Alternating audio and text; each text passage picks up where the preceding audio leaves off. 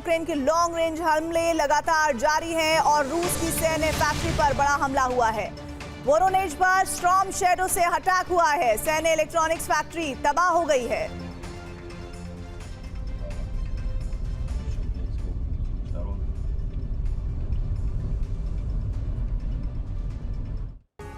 इस बीच बहुत बड़ी खबर आ रही है। ईरान को तेल निर्यात पर मिली है छूट। यूएस के वित्त मंत्रालय ने दिया है लाइसेंस। तेल उत्पादन बिक्री कर सकेगा ईरान। ईरान को मिली 60 दिन के लिए छूट। यूएस के वित्त मंत्री बेसेंट ने इसका ऐलान किया है। इस वक्त सुपर प्राइम टाइम में यह सबसे बड़ी और अहम खबर आप देख रहे हैं।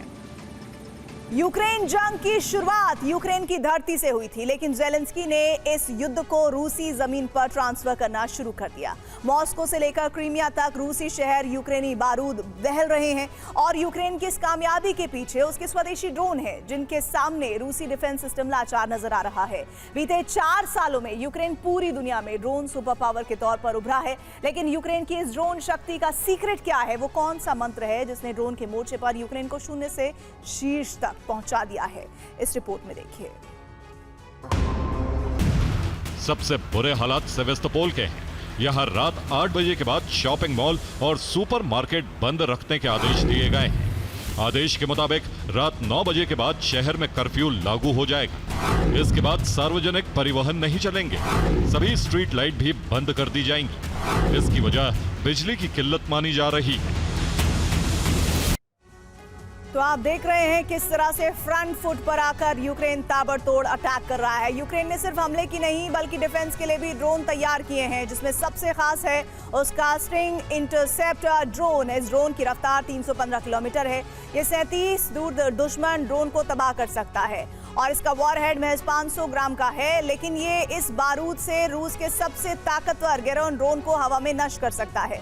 इसका ऑपरेटर वर्चुअल रियलिटी चश्मा पहनकर इसे नियंत्रित करता है। ऑपरेटर को लाइव वीडियो दिखता है कि ड्रोन कहां जा रहा है। इसमें थर्मल इमेजिंग कैमरा है और इससे ये घने अंधेरे या धुंध में भी रूसी ड्रोन्स की गर्मी को पहचान लेता है। ये एआई आधारित टारगेट लॉकिंग सिस्टम पर काम करता है। जैसे ये दुश्मन के ड्रोन के पास पहुंचता है, ऑपरेटर रिमोट से इसके अंदर रखे 500 ग्राम के बारूद को ब्लास्ट कर देता है, जिससे रूसी ड्रोन के हवा में ही चीथड़े उड़ जाते हैं। इस खास तौर से रूसी ड्रोन के खिलाफ इसे तैयार किया गया है। दरअसल अभी तक इन ड्रोन्स को लेकर जो जानकारी है वो ये है कि रूसी ड्रोन्स के लिए अमेरिकी पेट्रियट डिफेंस सिस्टम का इस्तेमाल किया जाता था, जिसके एक इंटरसेप्टर की कीमत $30 लाख के आसपास है, जबकि यूक्रेनी स्ट्रिंग ड्रोन के कीमत जो है वो $2500 है। अमेरिका एक साल में औसतन महज 600 इंटरसेप्टर ही तैयार कर पाता है, जबकि यूक्रेन हर दिन करीब 1000 ऐसे ड्रोन बना रहा है। ड्रोन गठबंधन को फरवरी 2024 में बनाया गया था। इसका उद्देश्य यूक्रेन को ड्रोन तकनीक में आत्मनिर्भर बनाना था। इसकी शुरुआत लातविया और ब्रिटेन ने की थी। अब इस संगठन में कुल 27 देश शामिल हो चुके हैं, जिसमें 15 नाटो और 12 गैर नाटो देश शामिल हैं। साल 2022 में यूक्रेन में 10 से भी कम ड्रोन बनाने वाली स्टार्टअप कंपनियां थी। आज 2026 में यूक्रेन में 500 से ज्यादा छोटी बड़ी कंपनियां ड्रोन उत्पादन से जुड़ी हैं।